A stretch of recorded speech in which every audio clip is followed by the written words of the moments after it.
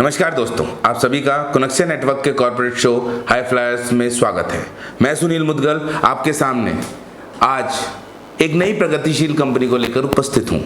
जैसा कि आप जानते हैं कि इस शो के माध्यम से हम उन स्मॉल और मिड साइज कंपनीज के बारे में चर्चा करते हैं जिनके मैनेजमेंट की दूरदर्शिता, कुशल नेतृत्व और कठोर परिश्रम की बदौलत वे मजबूती के साथ विकास करते हुए देश के विकास में अपना योगदान दे रही हैं।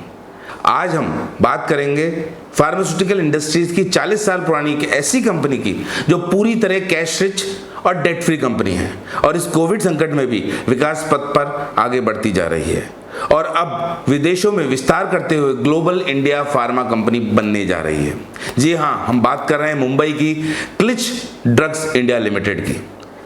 मुंबई निवासी मेहता परिवार द्वारा promoted Kilitch drug India limited ने अपना आईपीओ वर्ष 1994 में एट पार यानी 10 रुपये प्रति शेयर मूल्य पर जारी किया था।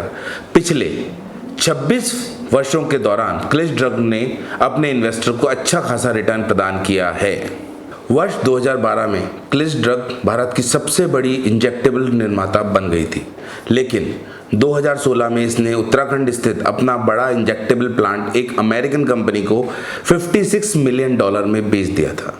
तब से कंपनी अपने नवी मुंबई प्लांट में भारतीय और ग्लोबल फार्मा कंपनियों के लिए इंजेक्टेबल और आई ड्रॉप बना रही है। अब कंपनी ने अफ्रीकी देश इथियोपिया में अपना पहला आधुनिक इंजेक्टेबल प्लांट स्थापित किया है जो 27 अफ्रीकी देशों के उभरते बाजारों को टारगेट करेगा और कंपनी की विकास यात्रा का नया इतिहास लिखेगा। कंपनी 27 अफ्रीकी देशों में 460 रजिस्ट्रेशन भी हासिल कर चुकी है, जिससे कंपनी को अगले 5 वर्षों में 500 करोड़ रुपए के कारोबार की उम्मीद है। क्लिच ड्रग इंडिया लिमिटेड की सफल विकास यात्रा, मौजूदा स्थिति और भविष्य की योजनाओं के बारे में विस्तार से चर्चा करने के लिए हमने क्लिच ड्रग इंडिया के मैनेजिंग डायरेक्टर मुकुंद भाई मेहता को आमंत्रित किया है। मुकुंद भाई, आपका हाई फ्लायर्स शो में बहुत बहुत स्वागत है। पहले आप हमारे दर्शकों को क्लिच ड्रग इंडिया के बारे में संक्षिप्त में बताइए, उसके बाद हम कंपनी और इंडस्ट्री के बारे में आपसे कुछ सवाल करना चाहेंगे। सुनील जी, आपका बहुत बहुत स्वागत है क्लिच में। आपने पूछा हमारी यात्रा के लिए, विकास यात्रा, जो कुछ भी कहा आप। बेसिकली हम लोग रिटेल केमिस्ट थे। 1976 में हमने एक क्लिच कंपनी नामक कंपनी जो डोंबिवली में क्लिच लोशन बनाती थी, जिसके बेस पे ये नाम है किल इच यानी दांत खुजली के लिए। उस ज़माने की बात है, 76 के आसपास। तो वहाँ से शुरू हुई, फिर हमने बहुत सारी प्रोडक्टें इंट्रोड्यूस की, लेकिन एक चीज़ छूट रही थी। हमारे पास इंजेक्टेबल डिवीज़न नहीं था, जो कि निश सेगमेंट माना जाता है फार्मास्यूटिकल का। बहुत कम लोग होते हैं। अभी भी हिंदुस्तान में मेरे हिसाब से 50-55 इंजेक्टेबल की फैक्ट्री होगी, हालांकि टैबलेट कैप्सूल बनाने वाले 20-22 हज़ार हैं। तो हम वो कंपटीशन में नहीं जाना चाहते थे, क्योंकि क्वालिटी हमारे लिए बहुत बड़ा मकसद था और उसी लिए हम इस लाइन में आए थे। तो फिर हम 1990 से या तो 87-88 मेरे ख्याल से सोच रहे थे कि पब्लिक इशू लाएंगे, जिससे पैसे होंगे तो फिर एक बढ़िया सा इंजेक्टेबल प्लांट बनाएंगे। और फिर वो सोचते सोचते ही 4 साल गुजर गए और 1994 में हम पब्लिक इशू लेके आए क्लिच ड्रग्स इंडिया लिमिटेड के नाम पे। और थाने पावने MIDC में गवर्नमेंट ने जगह अलॉट की, वहाँ इंजेक्टेबल प्लांट बनाने की शुरुआत की। हमारे father retail and dispensing chemist association के वाइस प्रेसिडेंट थे। उस जरिए हम रिटेलर्स में बहुत पॉपुलर थे। उस ज़माने में रिटेलर्स बोले तो यानी मेडिसिन फार्मेसी इतनी सॉलिड यूनियन थी कि उनका रुआब चलता, रुआब यानी इन द सेंस में रुआब नहीं कहूँगा, उनका इतना वज़न गिरता था कि उनके वज़न से यानी हमें एंट्री आसान हो गई थी। हम शुक्रगुजार है उन सभी वडीलों के भी।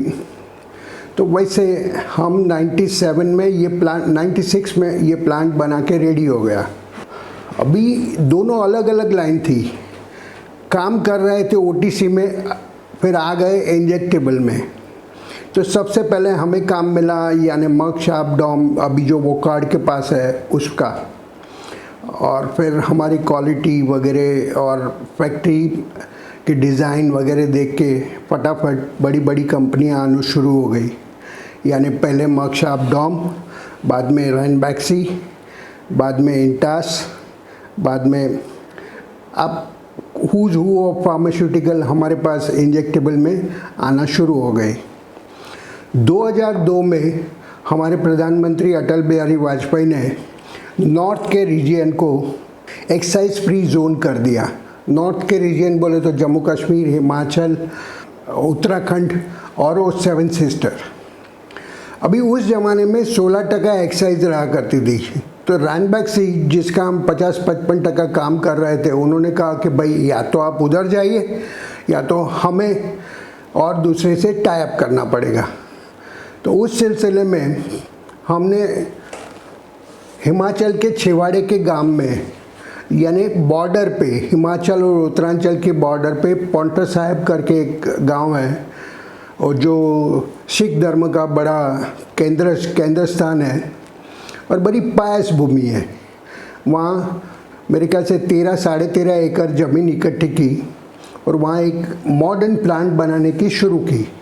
ये बात है 2002 की। 2006 आखिर में ये प्लांट बन के रेडी हो गई। उसमें 5 डिवीज़न थे, cephalosporin injectable and dry syrup, general medicine, उसमें इंजेक्टेबल थे, खाली इंजेक्टेबल, एक हार्मोन था, और बाकी 2 डिवीज़न जिसको हम कुछ भी कन्वर्ट करने के लिए तैयार हो सकते थे। यानी 5 बड़े बड़े बिल्डिंग बन गए विथ एन मॉडर्न मशीनरी वगैरह सब कुछ। वहाँ से ये यात्रा शुरू हुई। फिर हुआ ऐसा, और हम सेल चोटी पे पहुँच गए, क्योंकि बहुत सारी कंपनियाँ इंजेक्टेबल, आप जिसका भी इंजेक्टेबल देखें 10 में से 8 किलिच ने बनाए होंगे उस ज़माने में, यानी 2007 से 2012 तक। वैसे हमारी यानी ग्रोथ होने को शुरू हो गई थी, ग्रोथ हो ही गई थी। और टोच की ग्रोथ 180 करोड़ के सेल के साथ मेरे ख्याल से 2010 में हुई। फिर हुआ ऐसा, 2012 में एक अच्छी ऑफ़र आई KPMG द्वारा। फॉरेन कंपनीज उस ज़माने में 2012 के आसपास लाव में थी, यानी हिंदुस्तान में उनके पांव जमाने की कोशिश कर रही थी। तो उसी दरमियान बहुत सारे लोग आए, जर्मनी से पार्टी आई, जापान से पार्टी आई, और अमेरिका शिकागो से पार्टी आई। फिर आखिर में शिकागो की पार्टी एकॉन इंक के साथ ये फैक्ट्री का डील हुआ। खाली फैक्ट्री, पॉन्टर साहब वाली, बम्बई वाली नहीं, नाम भी नहीं। वो हमने 56 मिलियन में उनको बेच दी। बाद में हमारे पास रह गई ये बम्बई वाली फैक्ट्री और हमारा नाम में लोग कहते हैं ना बड़ी ताकत होती है, वैसे ही हुआ। जब हमने बेच के पहले साल में तो 6 करोड़ रुपए का ही सेल हुआ। फिर हमने सोचा अभी पैसे का सही इस्तेमाल करने के लिए कहाँ ध्यान डोला है, क्योंकि हमारे साथ नॉन कॉम्पिट एग्रीमेंट साइन हुआ था। 4 साल तक हम कुछ कर नहीं सकते थे, कुछ कर नहीं रहे। रैनबैक्सी को मैंने माल सप्लाई नहीं कर सकता था, एमक्योर को माल सप्लाई नहीं कर सकता था, तो अभी करें क्या। तो हमने सोचा हम अफ्रीका पे ध्यान डेवलप करते हैं और एक्सपोर्ट मार्केट पे ज़्यादा फोकस करते हैं। आप पूछेंगे कि क्यों अफ्रीका, तो मेरा अंदरूनी यानी गट फीलिंग कहती है कि next decade belongs to Africa. आने वाली 10 साल अफ्रीका के लिए ही है। डेवलपमेंट सब वहीं होने वाला है, भले 1-2 साल आगे पीछे हो जाए पॉलिटिकल अनसर्टेनिटी के हिसाब से या तो किसी के भी हिसाब से, लेकिन सबसे बढ़िया मार्केट जो ग्रोथ है आज भी वहाँ देखें, इतनी पॉवर्टी के बावजूद भी 17-18% ग्रोथ सामान्य है। तो उस दरमियान यानी 2012 से 2016 के दरमियान हमने कुछ 430 प्रोडक्ट रजिस्टर की और फिर मार्केट बढ़ाते गए। आज हम वेस्ट अफ्रीका में बहुत अच्छा काम कर रहा है। वेस्ट अफ्रीका यानी आइवरी कोस्ट, बेनिन, कैमरून वगैरह जो 12 कंट्रीज़ फ्रेंच स्पीकिंग है उसमें बहुत अच्छा काम कर रहा है। नीचे की बाजू Sudan, Ethiopia, Kenya, Uganda, Tanzania वगैरह में भी बहुत अच्छा काम कर रहे हैं। वैसे प्रोडक्ट की बास्केट बढ़ गई और फिर सोचा अभी देखिए हिंदुस्तान में भी वैसा ही है कि भाई इसके आगे क्या, क्योंकि सभी कंट्रीज़ अपने अपने जैसे यहाँ आत्मनिर्भर चल रहा है वैसे वहाँ भी थोड़ा थोड़ा आत्मनिर्भरता की शुरुआत हो चुकी। उन्होंने एक कायदा कर दिया कि अगर 3 मैन्युफैक्चरर आ गए सेम प्रोडक्ट बनाने वाले तो हम इंपोर्ट बंद कर देंगे। तो इंपोर्ट इसलिए सोचा कि प्लांट डालेंगे। तो इथियोपिया में हमने मेरे ख्याल से 1.25 या 2 एकड़ ज़मीन लेके वहाँ सिफलोस्पोरिन, खाली सिफलोस्पोरिन का प्लांट डालने का विचार किया। फिर बहुत बार जाके भी आए, जाते ही रहते थे वैसे तो। और आज वो plant you can say 99% is ready, just waiting for us to go and to start. और हमारा ये ख्याल है कि खाली इथियोपिया की मार्केट अगर देखी जाए ना, because it is the largest population of Africa, तो यही मार्केट हमें ये प्लांट के लिए 100% काम करने के लिए सक्षम हो जाएगी। मुकुंद भाई, क्लिस ड्रग के बिजनेस मॉडल के बारे में बताइए और प्रोडक्ट कैटेगरीज के बारे में कुछ। जैसे कि मैंने आगे भी बताया, हमारा business model we specialize ourselves into injectable, जो डॉक्टर लगाते हैं वही, और उसकी एक साइडलाइन बोले तो आई ड्रॉप जो कि स्टेराइल होती है। दोनों स्टेराइल होते हैं जिसमें क्वालिटी का बहुत महत्व रहता है वगैरह। And we want to focus only on this 2 items because it's a niche item. इसमें बहुत कम लोग होते हैं वगैरह, और जहाँ क्वालिटी मैटर करती है लोग पैसे देने में भी हिचक नहीं करते। वैसे ये मॉडल हमारी वैसे ही है हमारा बिजनेस मॉडल है। सर, क्लिस ड्रग्स के मुख्य बाजार कौन कौन से हैं और किसी देश में हमारी मार्केट लीडर जैसी पोजीशन भी है क्या? अच्छा सवाल पूछा सुनील जी आपने। अभी फ़िलहाल यानी 50% बिज़नेस आ रहा है एक्सपोर्ट से और 50% काम कर रहे हैं हम यानी कॉन्ट्रैक्ट मैन्युफैक्चरिंग का बड़ी बड़ी कंपनियों के साथ। ये 50% में जो एक्सपोर्ट कर रहे हैं उसमें अफ्रीका एकदम फोकस में है। जैसे मैंने पहले भी बताया, वेस्ट अफ्रीकन के 12 फ्रेंकोफोन कंट्रीज़ जहाँ फ्रेंच लैंग्वेज बोली जाती है, और ईस्ट अफ्रीका के सारे कंट्रीज़ सूडान से लेकर नीचे तक हमारी मार्केट बहुत बढ़िया है वहाँ। सूडान में we are the market leader for cephalosporin injectables और diclofenac injection. We are the masters over there since last 3-4 years। I mean we are the best amongst all others, यानी मार्केट लीडर ही है वहाँ। और बाकी की countries में जैसे वेस्ट अफ्रीका में हम मार्केट लीडर बनने में बस अभी एक इंडियन कंपनी से थोड़े ही पीछे है, जो हम बहुत नज़दीक के भविष्य में उसकी कगार तक पहुंच जाएंगे।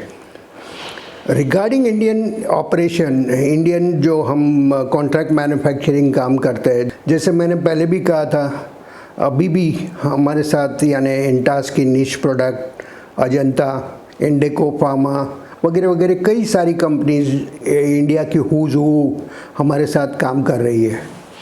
सर, पिछले 5 वर्षों में कंपनी के प्रोडक्ट की कितनी डिमांड बढ़ी है? जैसे मैंने पहले भी कहा था, 2012 के बाद हम लोगों ने यानी एक्सपोर्ट में ज़्यादा ध्यान देना शुरू किया, और 12 में जब भी हमने बेचा तभी हमारा सेल था 180 करोड़, फिर घट के सीधा हो गया 6 करोड़ क्योंकि नॉन कॉम्पिट क्लॉज में आ गए। और फिर जो रजिस्ट्रेशन का माहौल शुरू हुआ उसमें 6 से बढ़कर 27 करोड़ दूसरे साल, फिर तीसरे साल 47 करोड़ और चौथे साल 96 करोड़। और लास्ट ईयर हमने 60 से या 61 पे क्लोज किया।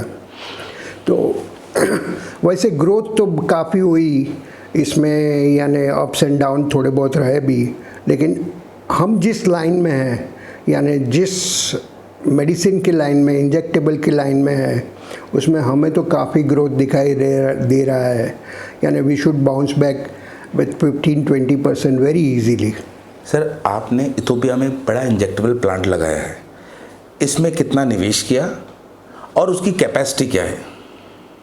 सुनील जी, बहुत बढ़िया क्वेश्चन, सवाल आपकी तरफ से। इथोपिया में हमने अब तक $6-6.25 मिलियन का इन्वेस्टमेंट किया और वहाँ से $2 मिलियन की लोन ली है, और ये प्लांट की capacity 15 million vial per month की है, और 15 मिलियन वायल पर मंथ हम बना सकते हैं। सर, आपने अब अफ्रीकी बाज़ारों पर फोकस किया है। अफ्रीकी देशों में आपको कैसी ग्रोथ अपॉर्चुनिटी दिखाई दे रही है, और इथोपिया में नए प्लांट से आपको अगले 5 साल में कितने कारोबार की उम्मीद है? सुनील जी, बहुत ही बढ़िया सवाल। इथोपिया गवर्नमेंट की खुद की रिक्वायरमेंट 25 मिलियन वायल की है, जिसके सामने हम 15 मिलियन ही बनाने वाले हैं। सो वहाँ की ग्रोथ अपॉर्चुनिटी असीम है। ये तो मैं खाली इथोपिया की बात कर रहा हूँ, आजू बाजू वाले देश को तो हमने अभी टच ही नहीं किए। अगर उनकी सबकी रिक्वायरमेंट मिला दी जाए तो ये ऐसी 3-4 फैक्ट्री की संभावना बढ़ जाती है वहाँ के लिए, यानी अफ्रीका के लिए। अगले 5 साल में मेरा अनुमान है कि जैसे कि मैंने पहले भी बताया कि भाई, यानी चालू करते ही गवर्नमेंट ऑर्डर्स वगैरह आना शुरू हो जाएंगे, तो 5 साल में लगभग कारोबार 500 करोड़ तक होना ही है, या तो हो जाएगा, ऐसी मेरी पूरी उम्मीद है।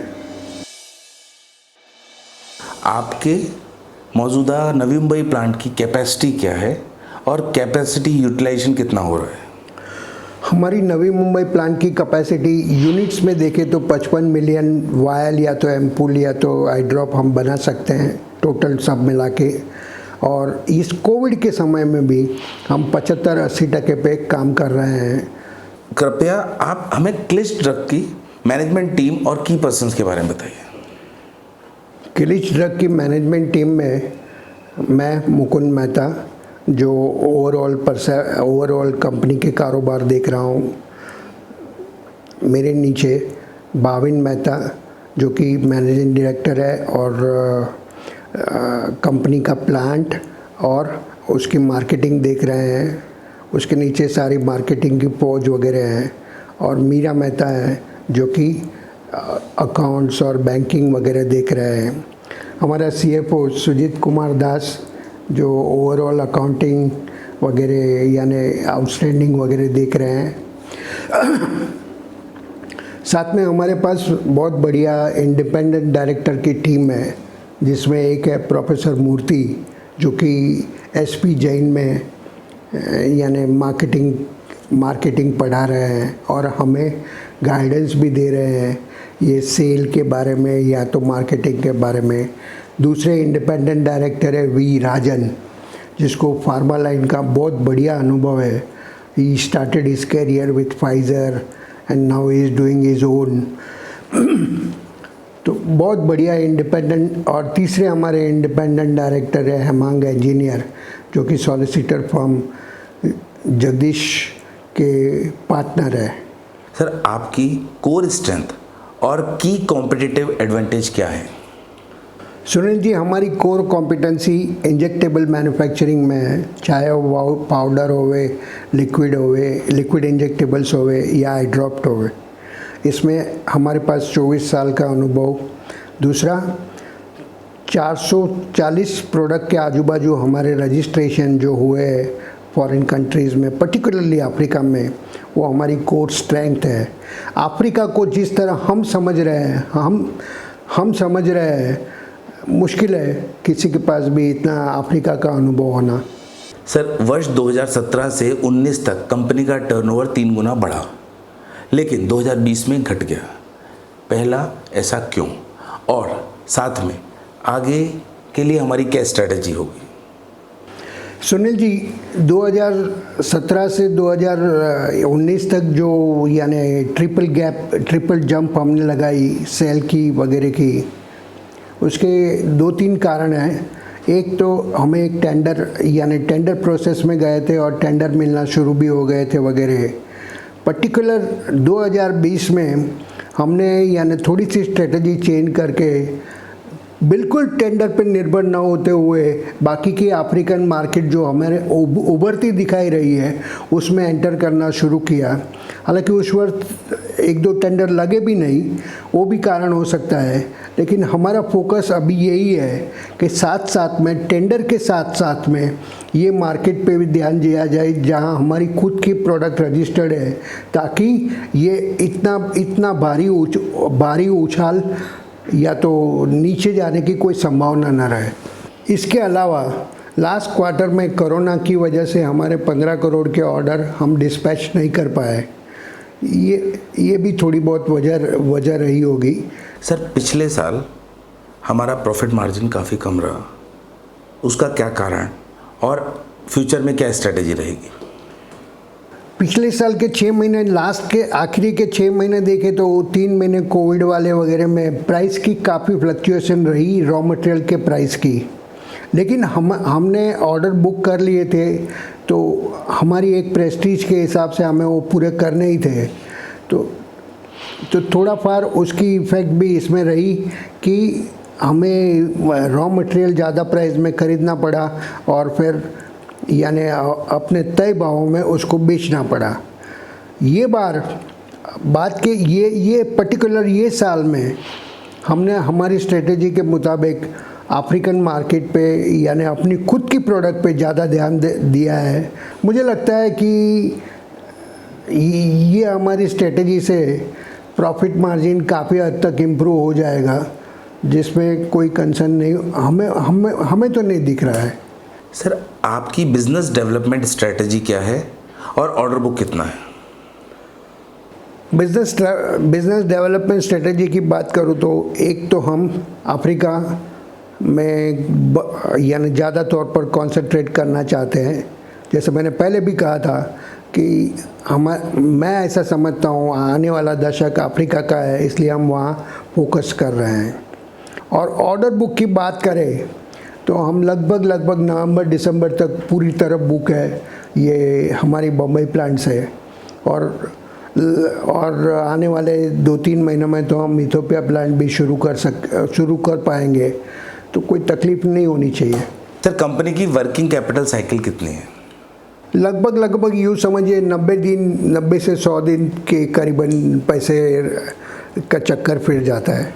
और उसको कम करने का कुछ प्लान है?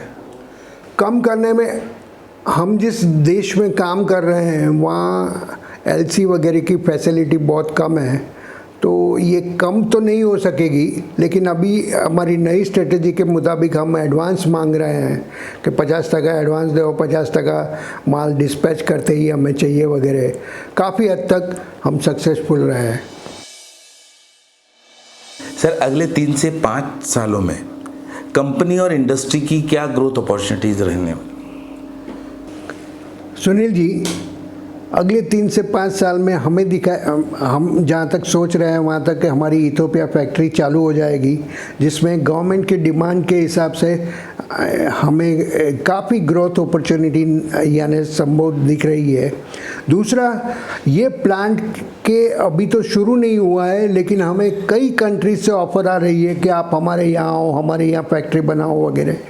तो मुझे तो लग रहा है कि ये तो बाउंसिंग स्टेप हो गए हमारे लिए कि हम काफ़ी अपना टर्नओवर ज़्यादा बढ़ा सके। रही बात इंडस्ट्री की, pharma industry has never fall into a slip. I mean Hindustan का ग्रोथ देखे तो भी 12 से 15% के बीच में रहा है, और ये कोरोना की महामारी में तो यानी सभी फार्मा कंपनी अच्छा ही कर रही है, और आने वाले सालों में उसमें कोई कटौती होने की संभावना नहीं है। मुकुंद भाई, धन्यवाद जो आपने अपना अमूल्य समय दिया। सुनील जी, हम आपके आभारी है कि आपने हमें आपकी चैनल पे आने का मौका दिया, और भविष्य में भी ऐसे ही मिलते रहेंगे। Thank you very much. हमें उम्मीद है कि क्लिस ड्रग इंडिया लिमिटेड और फार्मा इंडस्ट्री की उपयोगी जानकारी से हमारे दर्शक लाभान्वित होंगे। हमें उम्मीद है कि सभी दर्शकों को हमारा एपिसोड पसंद आएगा। अगले एपिसोड में हम आपसे एक नई कंपनी के बारे में चर्चा करेंगे। धन्यवाद।